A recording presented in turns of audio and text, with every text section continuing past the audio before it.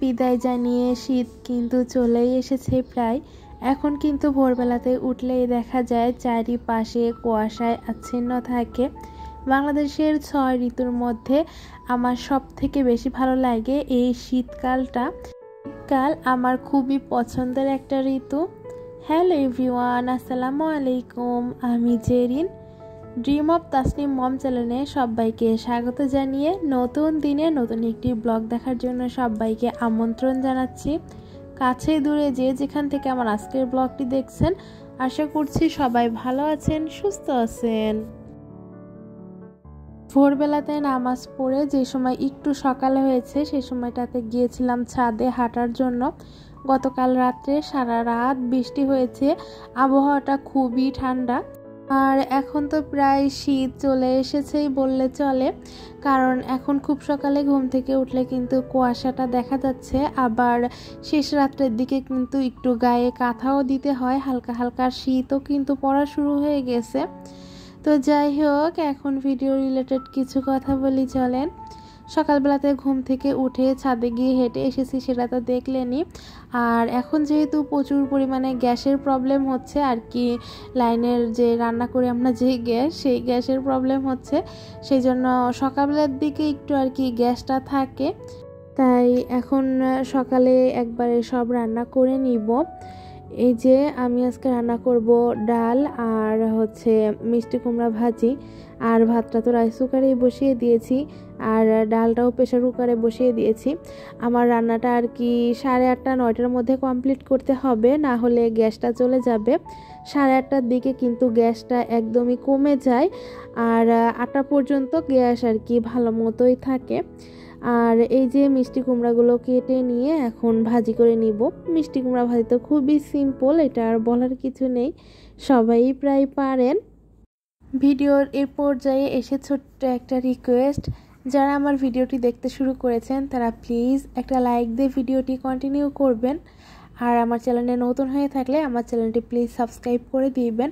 অনেক দিন ভিডিও না দেয়, ভিডিও গ্যাপ পড়ে যাওয়ায় চ্যানেলটা প্রায় ডাউনের পথে, তেমন কোনো ভিউ হচ্ছে না। গত 2 দিন ধরে যে ভিডিও আপলোড করেছি তেমন ভিউই নেই। তাই প্লিজ লাইক কমেন্ট করবেন, আমার একটু রিচ বাড়িয়ে দিবেন আপনারা, যদি আপনাদের কাছে আমার ভিডিওগুলো ভালো লেগে থাকে। আর যারা শুরু থেকে এই পর্যন্ত আমার পাশে থেকে নিয়মিত আমার ভিডিওগুলো দেখে যাচ্ছেন, তাদেরকে আমার মনের অন্তরের অন্তরস্থল থেকে জানাই অনেক অনেক ভালোবাসা ও দোয়া। আপনারা এভাবেই আমার পাশে থেকে আমাকে সাপোর্ট করবেন। এই যে এদিকে আপনাদের সাথে কথা বলতেছি আর ভাজি করতেছি। আমি কিন্তু আজকে খুব সকালেই ঘুম থেকে উঠেছিলাম, ভোর 5টার দিকে। আজকে আমি সকাল থেকে একদম দুপুর পর্যন্ত আমি কিভাবে কেমন করে এক হাতে আমার সংসারের কাজগুলো করি খুবই দ্রুত, সেই সাথে বিজনেসের কাজগুলো করি, সেটাই শেয়ার করেছি আমার আজকের ভিডিওতে। আশা করছি প্রথম থেকে শেষ পর্যন্ত দেখলে আপনাদের কাছে একটু হলেও ভালো লাগবে। এই যে এদিকে আমার মিষ্টি কুমড়া ভাজিটা হয়ে গিয়েছে। মিষ্টি কুমড়াটা একদমই কাঁচা ছিল, সেই জন্য আর কি ভাজিটা একদমই গলে গেছে। একটা আলু দিয়েছিলাম, শুধু আলুটাই একটু আর কি আস্তে আস্তে আছে। আর সেই সাথে কিন্তু আমি ডালটাও বাগার দিয়ে নিয়েছি, যেহেতু 2 চুলাতে রান্না করতেছিলাম, সেই জন্য কিন্তু একটু তাড়াতাড়ি রান্নাটা হয়ে গিয়েছে। 8:30টার মধ্যে রান্না কমপ্লিট করে দিয়েছি। আপনাদের ভাইয়া খেয়ে অফিসে চলে গেছে। আর তার মধ্যে কিন্তু আমি সংসারে আরও অন্যান্য কাজ করেছিলাম। রান্নার সময় যে থালা বাসন হয়েছিল সেগুলো ধুয়ে নিয়েছি, রান্নাঘর পরিষ্কার করে নিয়েছি। সেই সাথে বাচ্চা উঠেছে, তাকেও হাত মুখ ধুয়ে খাবার খাইয়ে দিয়ে এখন আমি আমার খাবারটা খাচ্ছি। এখনও কিন্তু আমার ঘরে আরও অনেক কাজ আছে, এখনও ঘর গোছানো বাকি, ঘর ঝাড়ু দেওয়া মোছা, এগুলো কিন্তু আমাকে করতে হবে। আর এই যে এদিকে খাবার শেষ করে খাবারের পরপরই আমি প্লেট বাটিগুলো ধুয়ে দিচ্ছি, কারণ এরপরে যেহেতু আর রান্নাঘরে আসা হবে না আর তেমন কিছু খাওয়া হবে না, একবারে দুপুরেই খাবো, সেই জন্য একবারে আর কি রান্নাঘরের কাজটা শেষ করেই তারপরে রুমে আসলাম। এখন বিছানাটা আর কি গুছিয়ে নিব। বিছানার চাদরটা আমি ভালো করে টান টান করে পেরে এখন বালিশগুলো বিছানার উপরে রেখে দিচ্ছিলাম, দিয়ে এখন পুরা ঘরটাই ঝাড়ু দিয়ে নিব। একদম ভোরবেলাতে কিন্তু ঘুম থেকে উঠলে খুবই দ্রুত কাজগুলো হয়ে যায়। বাচ্চাও ঘুমিয়ে থাকে, ডিস্টার্ব করার মতো তেমন কেউই থাকে না। আর সংসারের কিন্তু ছোট হলেও কিন্তু কাজ আমার মনে হয় না কম থাকে। যাদের একটু মানুষ বেশি তাদের একটু আর কি বেশি কাজ করা লাগে, যাদের ঘরে ফার্নিচার বেশি তাদের ফার্নিচার মোছামুছির কাজগুলো একটু বেশি করতে হয়। সেই জন্য হয়তো অনেকটা সময় লাগে, যেহেতু আমরা মানুষ মাত্র 3 জন আর কাজও তেমন নেই।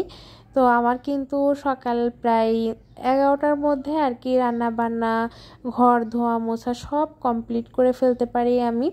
দ্রুতই আর কি আমার কাজগুলো হয়ে যায়। আপনাদের যাদের ছোট বাচ্চা আছে তারা চেষ্টা করবেন সব সময় ভোরবেলাতে ঘুম থেকে ওঠার জন্য, কারণ ভোরবেলাতে ঘুম থেকে ওঠা নিজের শরীরের জন্যও ভালো, সেই সাথে বাচ্চা ঘুমিয়ে থাকে সেই সুযোগে কিন্তু কাজকর্ম ভালো মতো করে নেওয়া যায়।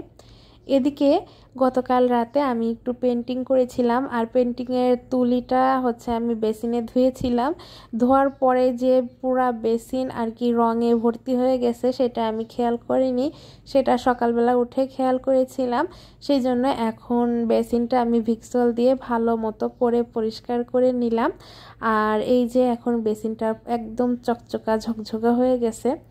আর এখন কিন্তু মোটামুটি আমার সব কাজই শেষ, এখন শুধু ঘরটা মুছে নিব, তাই সব কাজ শেষ যেহেতু রান্নাবান্নাটা হয়ে গেছে। আমার কাছে মনে হয় রান্নাবান্নাটা হয়ে গেলে প্রায় সব কাজই হয়ে যায়। আমার কাছে রান্নাবান্নাটা একটু বিরক্তকর লাগে, কারণ 3 বেলা রান্না আমি কখনোই করি না, আমি বেশিরভাগই হচ্ছে 2বার রান্না করি।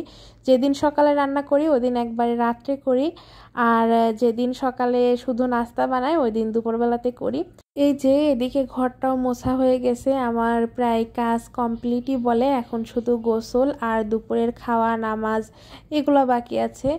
আর এর মধ্যে আমার যে কাজগুলো থাকে 11টা থেকে দুপুর 1টা পর্যন্ত আমি একটু সেলাইয়ের কাজ করি, কিংবা আমার যদি বিজনেসের কোনো অর্ডার থাকে চুড়ি ক্লিপ কিংবা যে কোনো কিছু যেগুলো অর্ডার থাকে সেগুলোর আমি রেডি করি।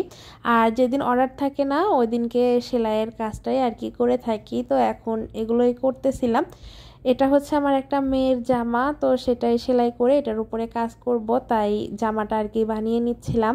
আমি আমার সংসারের কাজগুলো একা হাতে এভাবেই করে থাকি, আপনারা চাইলে আমাকে ফলো করে আমার মতো করে করতে পারেন। আজকে এই পর্যন্তই, আল্লাহ হাফেজ।